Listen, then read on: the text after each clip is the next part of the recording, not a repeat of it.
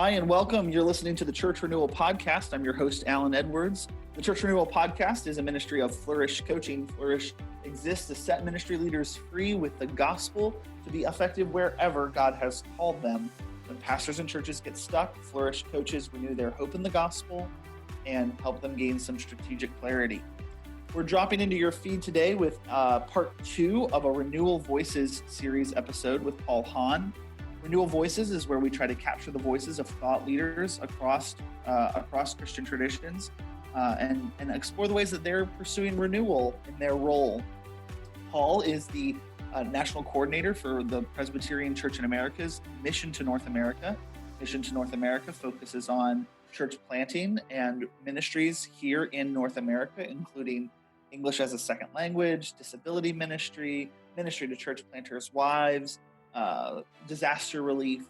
And Paul is a coordinator who has a real heart to see his denomination focus on the renewal and revitalization of existing congregations as well. Here at Flourish, we're all about learning and discussing the ways that Jesus is renewing his church. And so come dig in with us in this second part of our episode where Paul takes us from his local context in East Tennessee to that national context. If you missed episode 1, check it out in the feed. If you want to reach out to us, you can always get me at Allan, ALLAN, at flourishcoaching.org, or just find us on the web, flourishcoaching.org. We'd love to hear from you about the ways Jesus is renewing his church, or the questions you have about affecting renewal in your context. All right, let's dig into part 2 of this Renewal Voices series episode with Paul Hahn. Paul, welcome back. This is part 2 of our conversation with you as a well, you might balk at this, but as a thought leader and a leader in renewal in your denomination. Glad you can sit with us and kind of continue your story. Listeners, we should let you know that Paul is actually one of the founding members of the team at Flourish. So Paul, how did that happen? You were a church planting guy. Our current executive director, Matt, he was really a revitalization renewal guy. How did you guys get together, and where did this whole Flourish thing come from? Yeah, thanks for having me again, Alan. It was great to be on the last episode, and it's a privilege to be with you again. Flourish it's a fun story how it came about.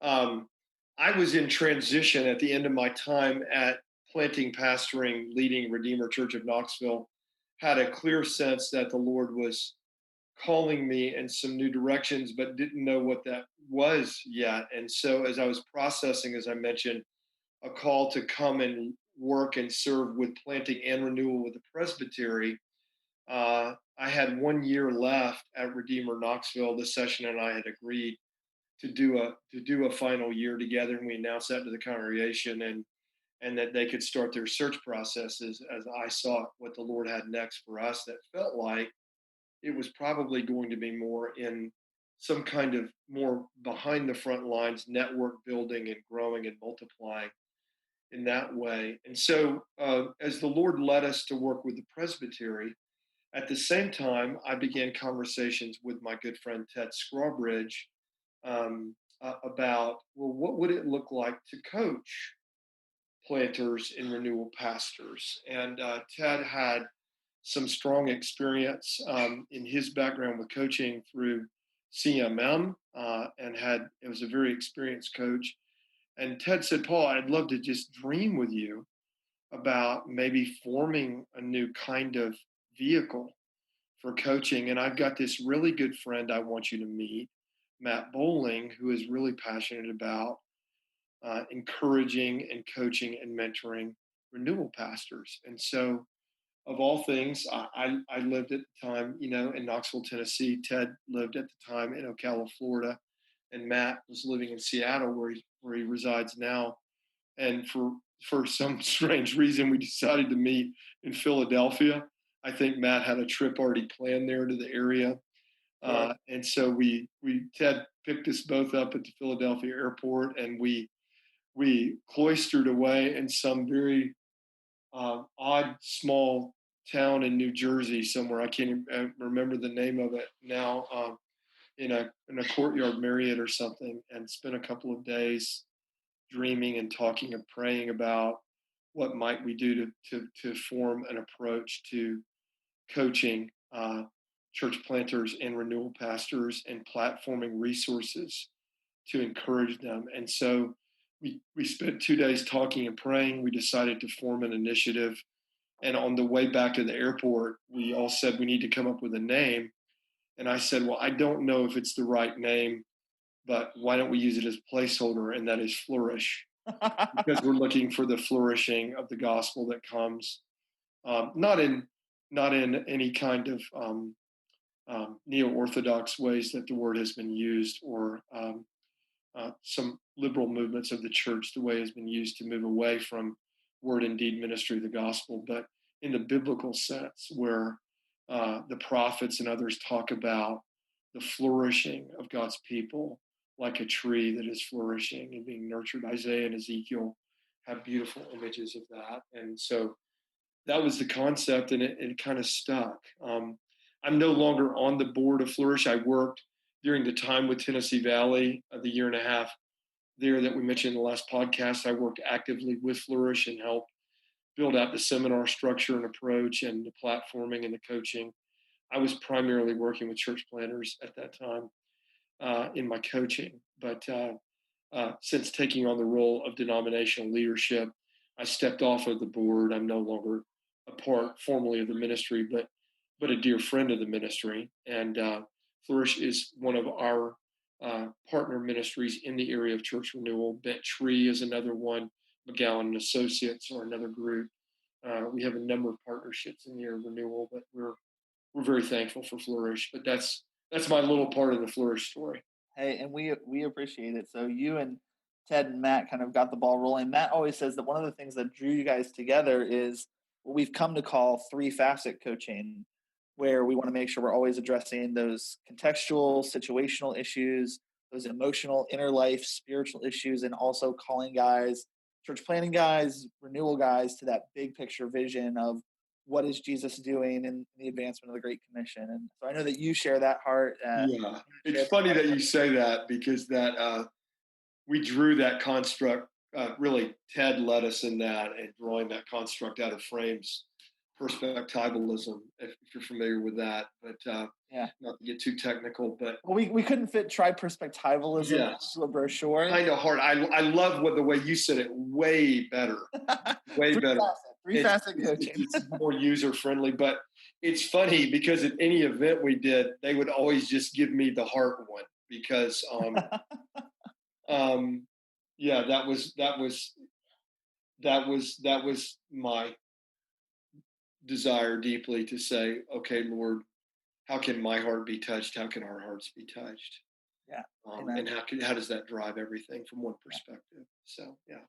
For listeners to the podcast, if you're familiar with our ministry, you do know that, and if you're not familiar, we'll share with you that one of our founding team members, Ted, was called home to be with the Lord late last year, and I know Ted was a good friend of our current director, Matt. I know you and Ted have a long friendship that will continue in glory. Yes. While we await for that reunion. Amen.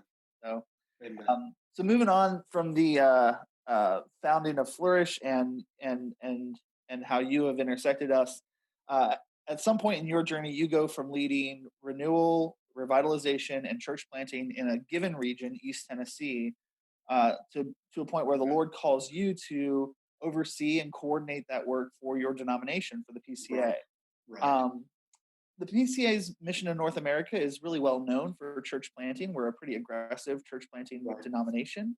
How do you see church planting and church renewal, revitalization? How do you see those things intersecting in your role as a national spokesman, a national coordinator for those kind of ministries? Thanks, Alan, for that question. What a great question. Really, it has to not be either or. It has to be both and.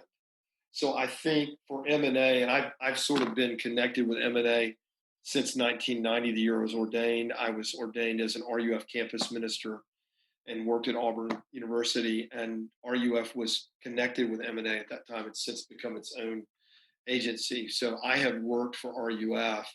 I've worked for Mission in North America in some capacity or another my entire career as a campus minister, and then a church planter in Austin, Texas, and then a church planter in Knoxville, Tennessee, and then a regional director in Tennessee Valley, and now in this role. So my whole ministry has been bound up with M&A. So I feel like I'm pretty new to this role, 3.5 years in, but I feel like I've been on the team for a long time.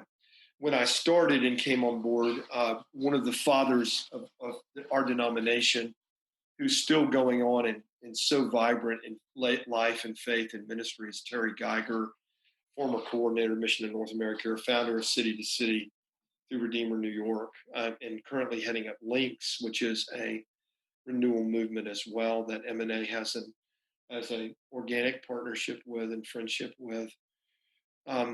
Terry used to say when he had my job back 30 years ago or whatever, hey, the way that we're going to deal with revitalization and renewal is we're just going to plant more churches and we're not going to worry about that. And Terry now says in public venues, often when he's together with me somewhere, he will just publicly say, when I had Paul's job, this is what I used to say, and it was wrong. And I love what M&A is trying to do now to integrate these things. And Terry's 86 years. He's a modern day Caleb. And I think he's from 85, 86, something like that. And he is saying, give me my mountain, let me take my mountain. And he's saying, I want to give the rest of my life to pursuing church renewal and promoting it. And so he'd be a great guest if you haven't had him on yet. So I'm happy to help you. We'll have to connect with Terry. Yeah. You've heard he's doing really great work at a particular church not far from PCA headquarters in Atlanta. It's a difficult situation that he's been. Wonderful personal interaction at In-Town Presbyterian in Atlanta. Wonderful personal interaction for Terry at Redeemer Indianapolis. Both of those are beautiful, strong, vibrant churches. They were both, when Terry went there, very large churches, not the type of churches that you would say typically needed revitalization, but they really did. And they were at very crucial junctures. And Terry, with his strength of experience and gospel personages and just his weight of who he is in the Lord and his gifts, was able to come in and really work with leaders and reset their trajectory and vision and how they're going forward. And really was, in my opinion, as a human agent, crucial to the stories now where In-Town is and going forward, where Redeemer Indy is and going forward. Those churches are flourishing now. But if you trace their story, Terry was crucial to that. So one of the threads that we see that I know Flourish shares is in renewal settings, finding either new leadership coming in among pastors, elders, deacons, key leaders, or existing leaders being broken and renewed personally and with their vision for their gospel and their place, such that it is as though they are new leaders, even though they are old leaders. They're entering a whole new phase. So renewed leadership, whether it is an infusion of actual new people or an infusion of renewal in existing people, is crucial to renewal in a local church setting. That is an absolute common thread you see everywhere where you see successful works happening. So as you are engaging broadly with your denomination in encouraging and training and equipping church planters, are you doing the same activities? Are you building out a system of renewal revitalization the way you have an existing system of church planting? How is M&A today trying to catalyze and promote this renewal work as you look across the board, as you look across the denomination? I'll talk personally a little bit more on one other point, and then come to what our efforts are. Personally, I've always said, people will come to me and say, wow, Paul, you were involved in a church plant in Austin and other church plants coming of that, and you were involved in a church plant in Knoxville and other church plants that have come out of that. Wow, how have you had this energy and desire to be involved in multiple church plants? What I often tell people, and it is true, it is my heart, if the Lord will bless this season, or even if he doesn't, in my role as M&A coordinator, I'd love to have time on the back end of that, God willing, to be in church planting one more time, whether I'm the primary leader or a secondary leader in a church planting team. I'd really love to get to do that one more time, God willing. But people always ask, how do you have that energy and that, desire and that move toward church planting? How do you do that? And I always answer back, well, that there's a hidden secret, and that is probably the easiest thing there is to do in a lot of ways. I know some church planners out there that might be like shaking their heads. Yeah, no. And but in a lot of ways, I mean, everything's hard in life and ministry in a fallen world.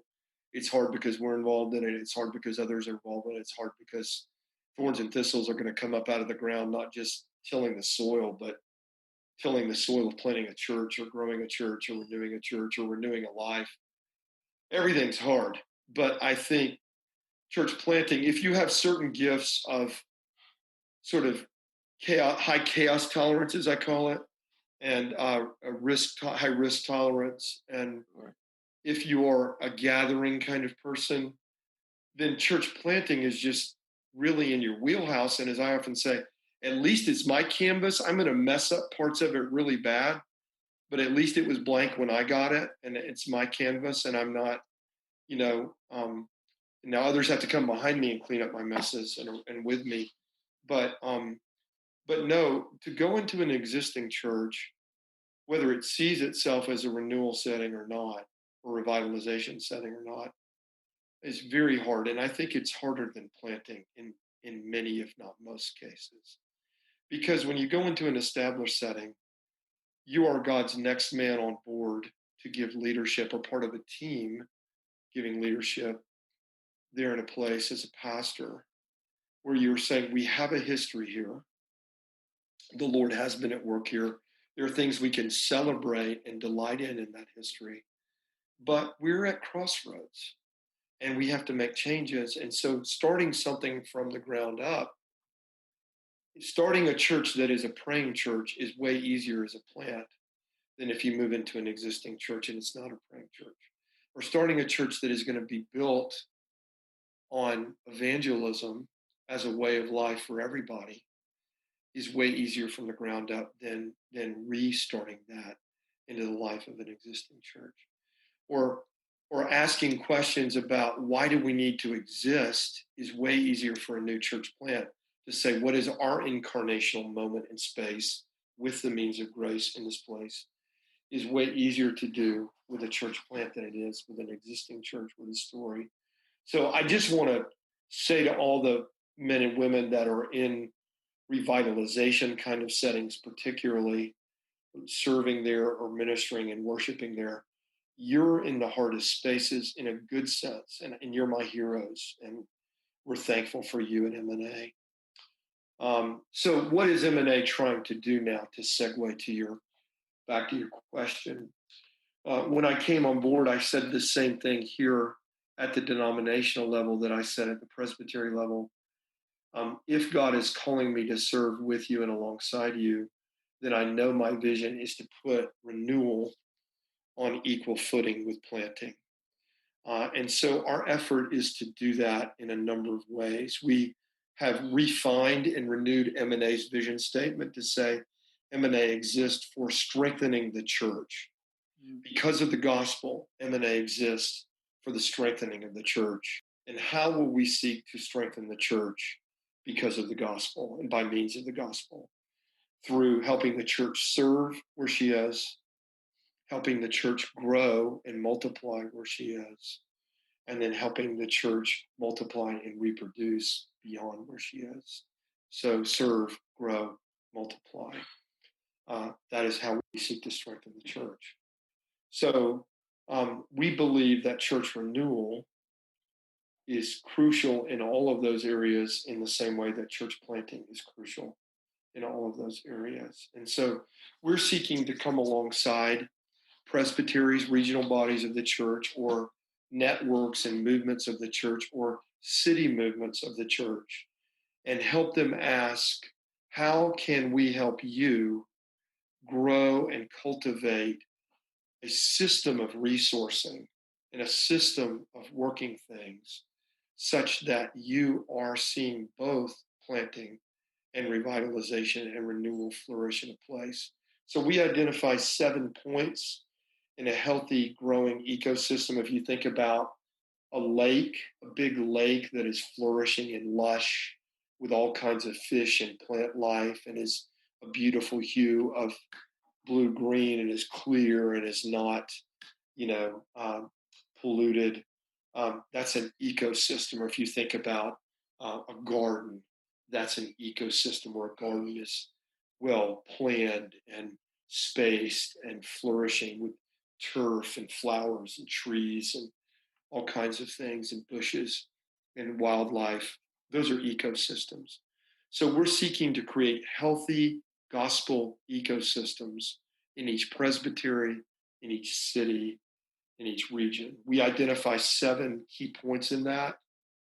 Uh, how are you developing and growing leaders?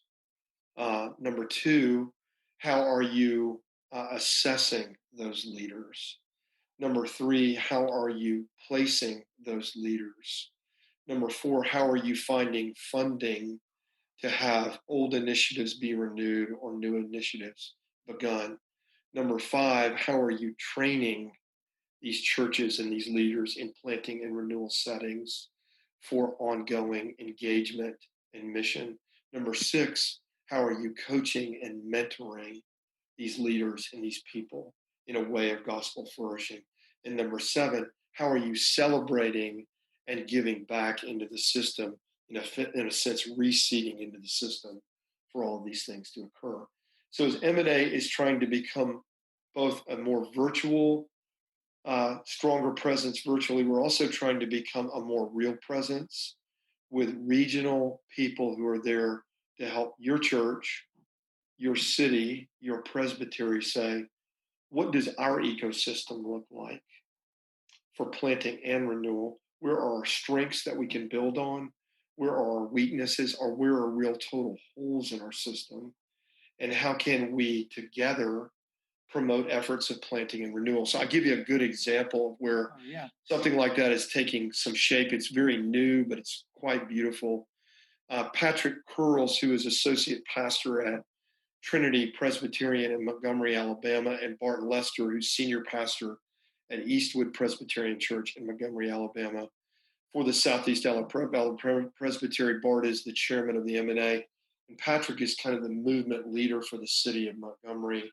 And we are working together with M&A's denominational leadership coming in and alongside them to help them spur new movements of church planting. We've helped them establish a great, thriving new church plant, Christ Church in Auburn, Alabama, under Eric and Susan Zellner leading that. They're just getting ready to particularize. That church plant's been going just a couple of years and has 200 plus active people, a lot of students active in that. It's kind of the campus church that Auburn has wanted to plant for a long, long time, and it seems to be thriving and taking root. So that's another anchor for the presbytery. But particularly in the city of Montgomery now, they are looking at helping historic First Church be renewed and revitalized, which has moved down out of downtown into the far eastern suburbs of Montgomery, and working with that group in that session to consider how they can be renewed. A church decided two churches are in the process of deciding to close their doors. One had excellent property near downtown, and one just had sort of died, but has a vibrant African-American leader. And so the presbytery is going to take that property, potentially, with that vibrant African-American leader and set him apart in a nesting way in one of the existing congregations and let him use that facility for apostolic prayer and witness. It's right behind an urban middle school, literally the property is. So they're going to nest in an existing PCA church for worship and life together, but meet for mission out of this little core group of people, and this that sort of comes out of these two churches that have closed their doors, to look at, if we come here and we do apostolic prayer, evangelism, and justice and mercy ministry, how might the Lord raise up a new church out of that? And then the presbytery is thirdly asking, could we is the Lord possibly raising up a downtown church plant that is more like a center church in the Keller lane of things model, targeting, people from all over Montgomery, especially millennials and younger. And so they're working all of those lanes potentially at once, and M&A is assisting them in this movement development. That's building an ecosystem and seeing something Yeah. grow out of that. So if I'm a denominational leader listening to the podcast today, maybe I'm on the committee of my denomination. I'm Right. a superintendent in the CMA. I'm kind of a denominational leader. Yes. It sounds like M&A is really pursuing resourcing regional and local networks. Would you give that same advice to other denominational leaders, or what would you say? Well, we think so. We first of all would not say that we're far enough along to be giving advice to anybody. We need to be learning and listening. That is what we think the Lord is calling us to do.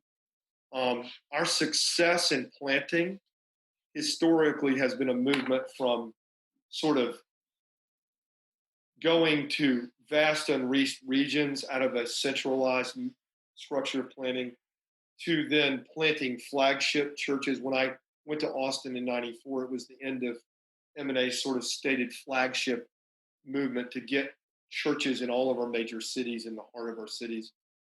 And then we've gone through lots of urban and suburban movements and kind of city center movements and kind of multi-ethnic movements and social justice kind of movements with our planning, lots of different developments there, all because of the gospel and all centering in gospel ministry of means of grace, not trading those off for any of those movements. So,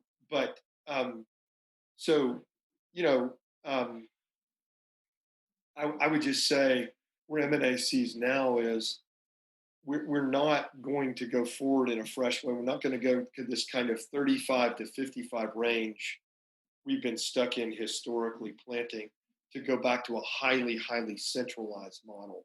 We want to more empower and see the multiplication of our networks and even see the networks themselves spin off.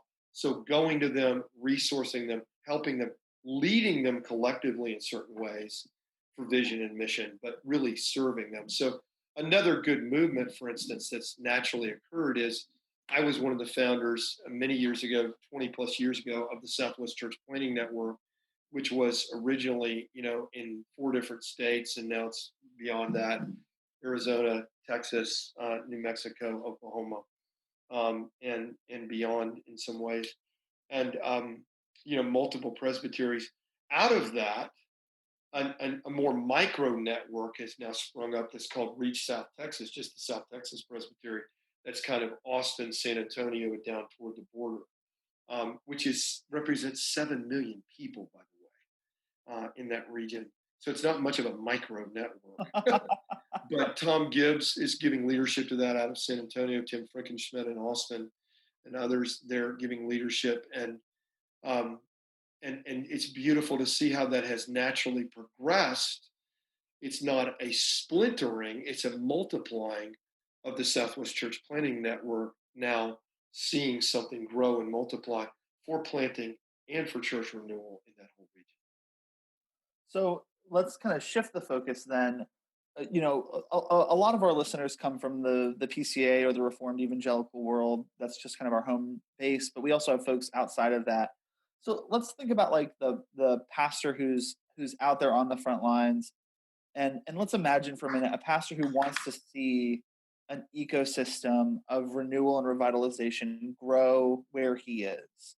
Right. So you guys have this, we want to see these 7 things. How are you finding leaders? You kind of have this vision for what a healthy ecosystem looks like. Right. But if I'm a guy pastoring a church who wants to see an ecosystem of renewal start to grow, yes, what would be the first couple of things you would tell me to do?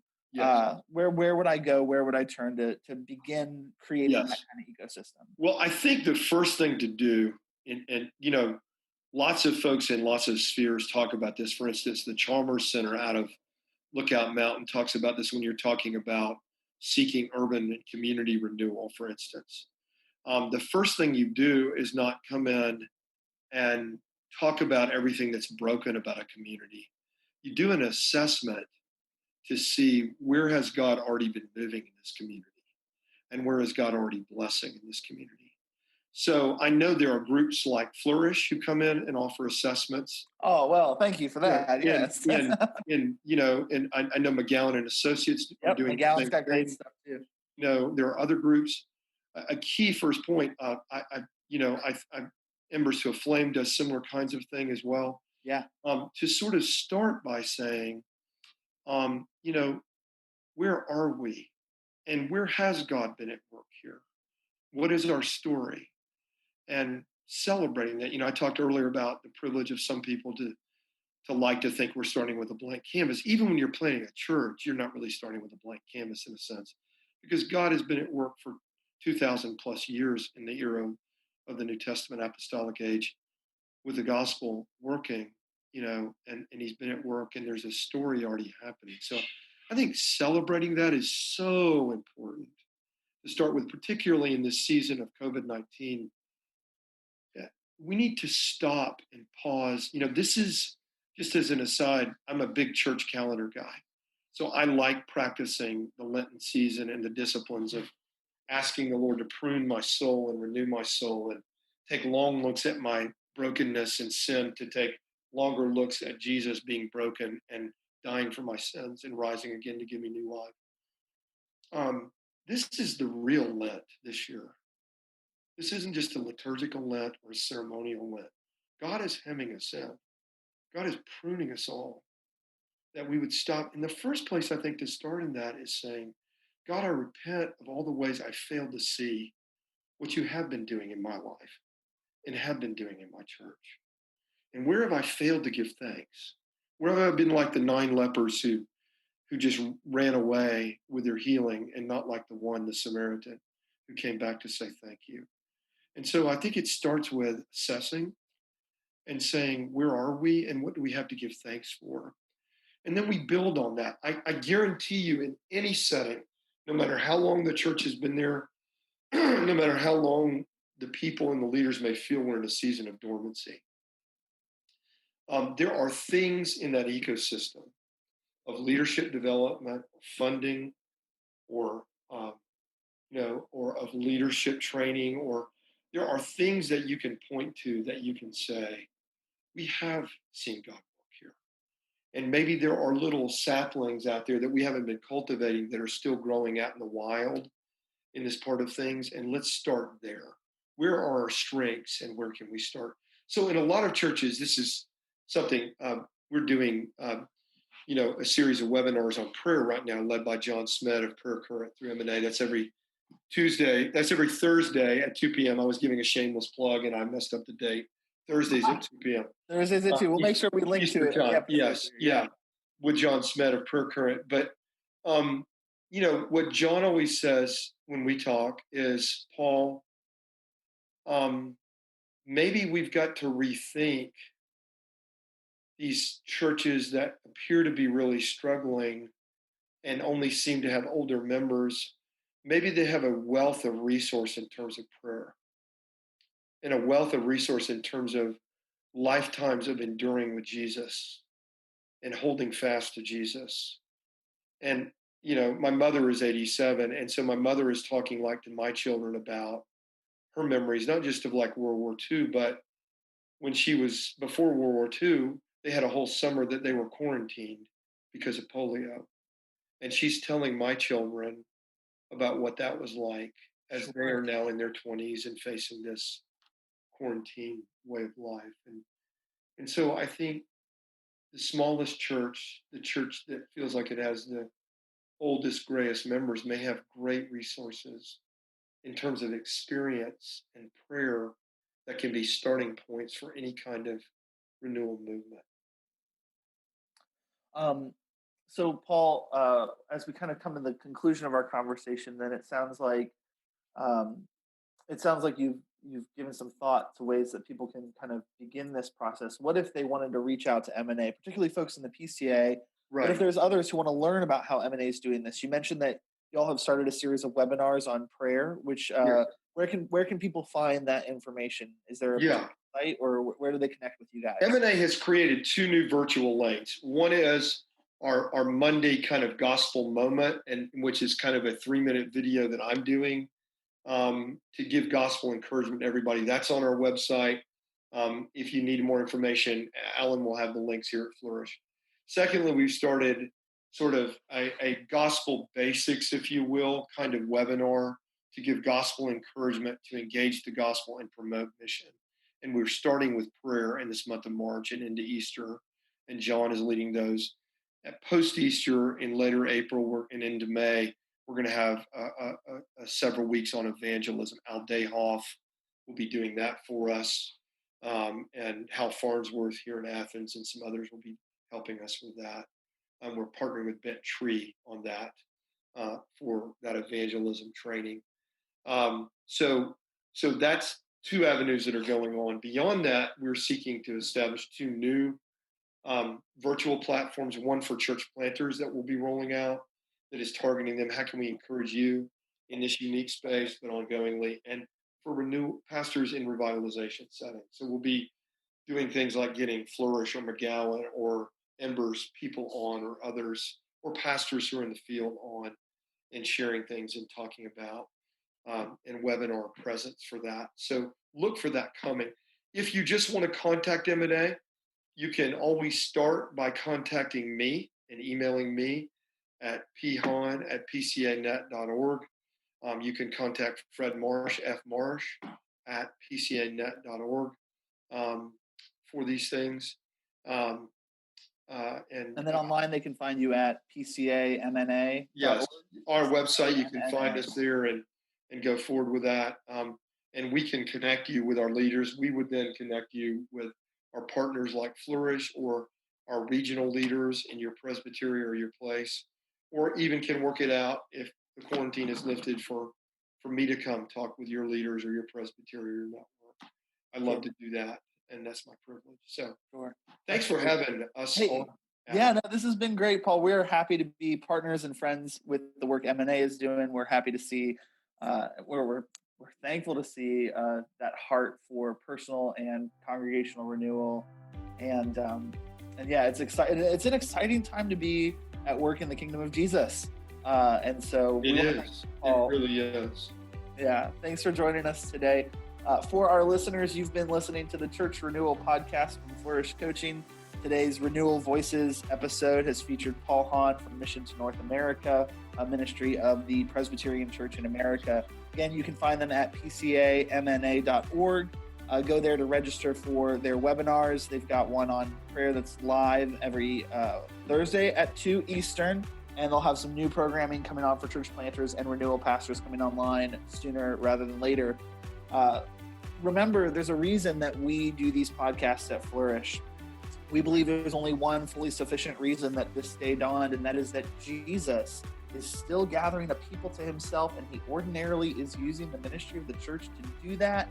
So we want to explore the ways that Jesus is renewing his church with you. Reach out to us. Come visit us at flourishcoaching.org. That's flourishcoaching.org, or connect directly with me. I'm Alan, ALLAN, at flourishcoaching.org. Thanks for listening. We'll be back in your feed next week exploring the ways that Jesus is renewing his church.